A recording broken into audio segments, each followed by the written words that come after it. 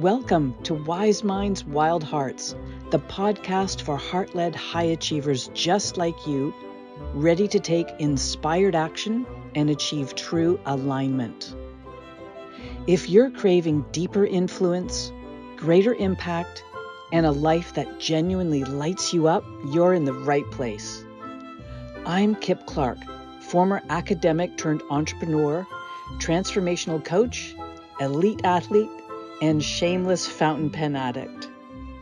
Here, you'll learn how to leverage the beautiful wisdom of your years with the wild passion that drives you forward.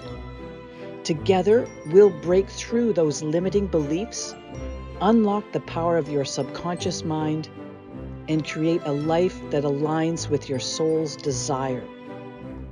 Ready to create the kind of impact you've always dreamed of? Let's do this.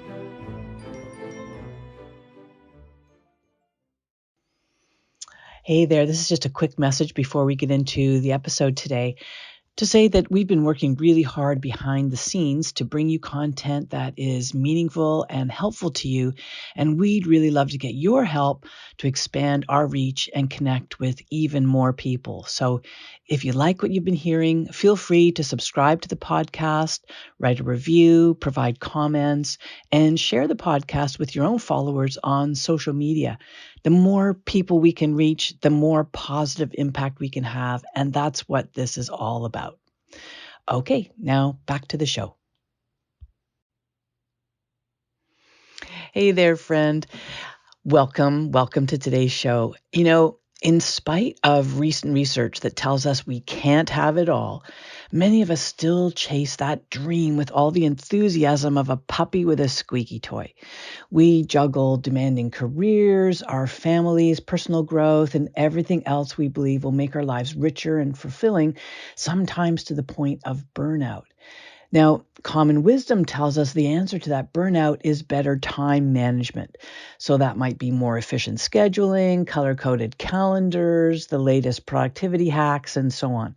But what if we've actually been looking for the solution in the wrong places? I've wrestled with this myself at different times in my life, and I've come to realize something rather profound. Whenever I feel that I'm constantly running out of time, it's rarely a time management problem for me. It's almost always an honesty problem. Now think about it. We overcommit too often. We'll say yes out of a sense of obligation or FOMO or the desire to please.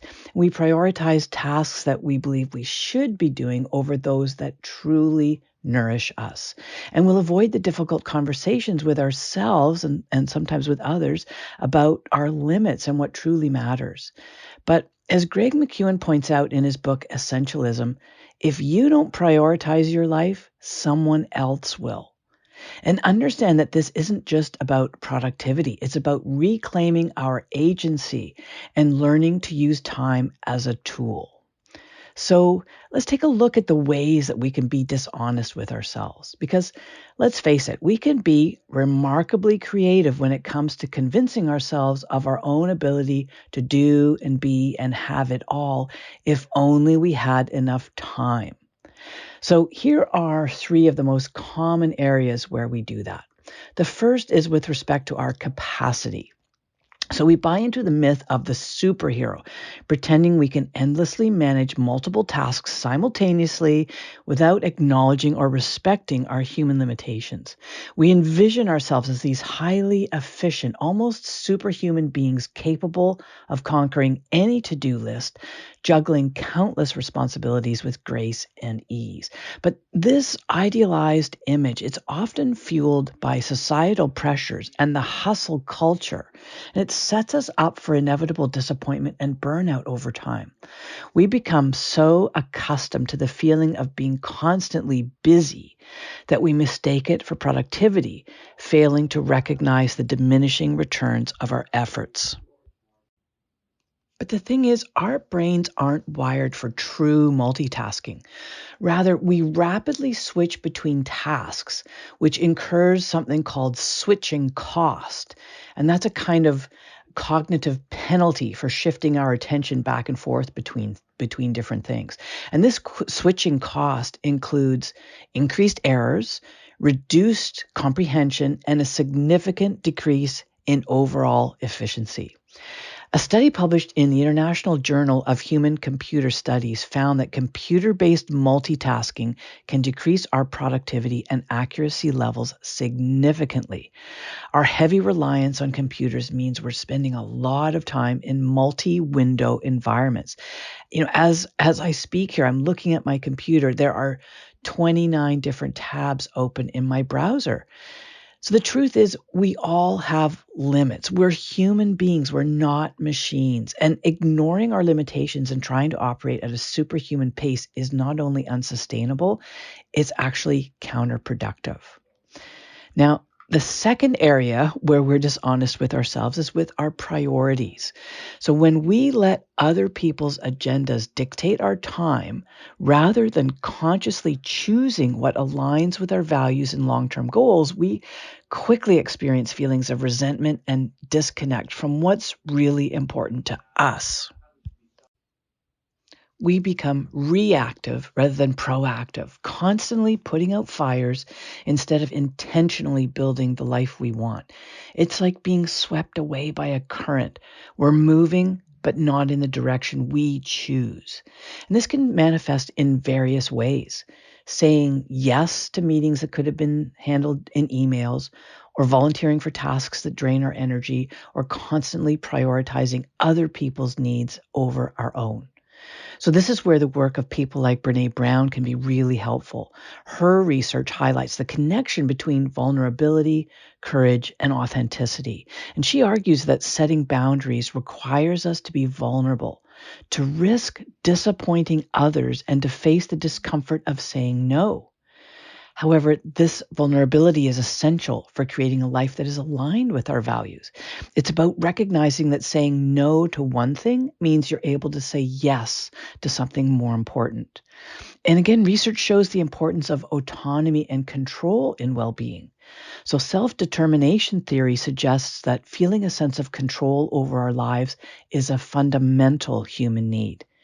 But when we consistently allow others to dictate our time, we erode this sense of our own control. And that leads to a decreased motivation, increased stress, and a diminished sense of purpose.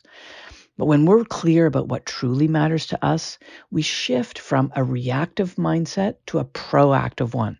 We take ownership of our time. We consciously create the life we want rather than letting it be dictated by external forces. And then the third way that we're dishonest with ourselves is with respect to our needs. When we're in the thick of it, we can all too easily lie to ourselves about our need for self-care, for rest, and for joy, telling ourselves we'll get to it later. We construct narratives about how we'll catch up on sleep later, how we'll reward ourselves with downtime once we've crossed a certain threshold, or how we'll finally prioritize our health when things magically settle down. But deep down, we often know we're not being honest about our limits or our needs or the true cost of neglecting them. Arianna Huffington's work on the importance of sleep and well-being is highly relevant here. She argues that sleep deprivation is a major contributor to stress, burnout, and poor decision-making. And she exposes the dishonesty inherent in our always-on culture, where we're constantly bombarded with messages that equate busyness with success and that encourage us to sacrifice sleep and rest on the altar of a false productivity. When we neglect our needs, when we're dishonest about them, that can have a ripple effect, impacting not only our own well-being, but also our relationships, the quality of the work we do, and our overall enjoyment of life. So prioritizing our needs is not selfish. It's an act of self-preservation and a foundation for thriving in all aspects of our lives. So what's the answer? How do we shift from the time management myth to a more honest and sustainable approach? Well, the first is through radical self-assessment. Take a hard look at your schedule. Where are you doing things out of obligation versus out of a genuine desire? Obligation has a very low energetic vibration, which means you'll feel out of alignment every time you're operating out of that energy. And where is your energy going? Is it serving your highest priorities? This requires a level of honest self-reflection that could be uncomfortable, but it's essential for growth. I found journaling to be an incredibly helpful thing in this process. So I often ask myself questions such as, what am I truly committed to here? And what am I tolerating? This helps me identify areas where I need to make some changes. And another powerful tool I've used with many clients who have struggled with feeling they need to be all things to all people is the energy audit. It's a resource you can come back to again and again to help you identify exactly those people, the processes, and the environmental factors that drain you and those that energize you. I'm going to put a link in the show notes for this so you can download it anytime. A second way that we can start to turn things around is by saying no more frequently. And these can be strategic no's. So practice setting honest boundaries, ones that align with your values rather than with those of others. It's okay to decline requests that are out of alignment for you, even if it feels awkward at first. Saying something such as, well, thank you, but I'm not able to take that on right now. That statement can be transformative. And this has been one of the most challenging but the most rewarding skills that I've developed. I've learned to say no directly and gracefully without feeling the need to over-explain or to make excuses. And there are lots of different ways of saying no depending on the circumstances. So if this has been a particularly challenging skill for you to develop, look for the guide I've created. I'll have a link in the show notes for this as well.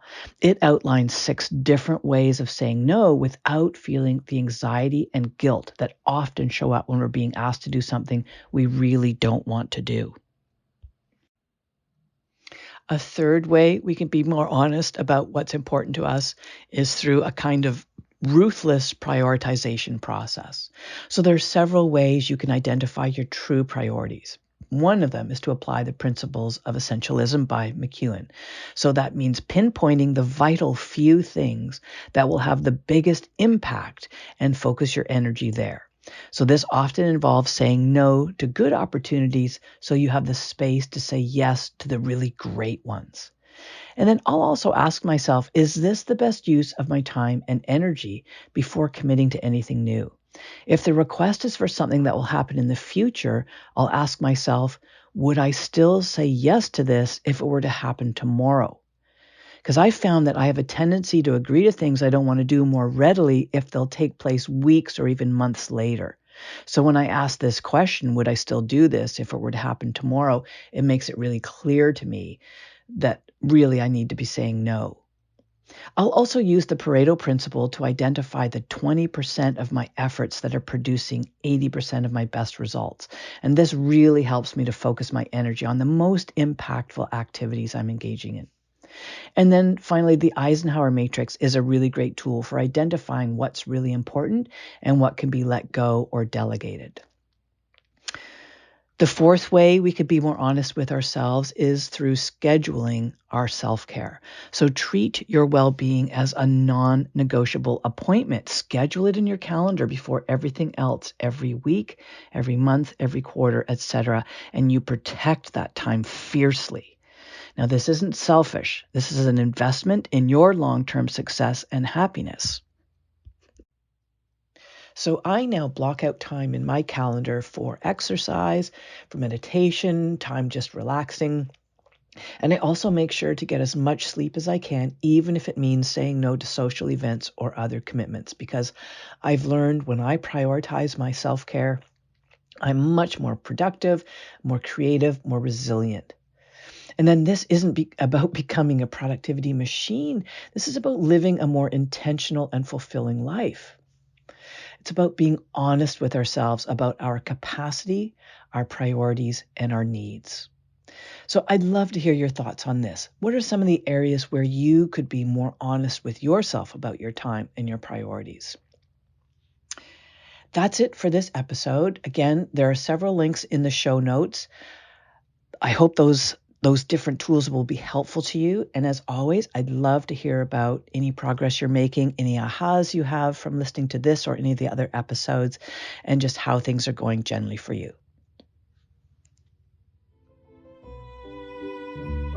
All right, my friends, that's it for this episode. If this has been helpful to you, let me know. I love to hear about all the positive changes you're making in your life.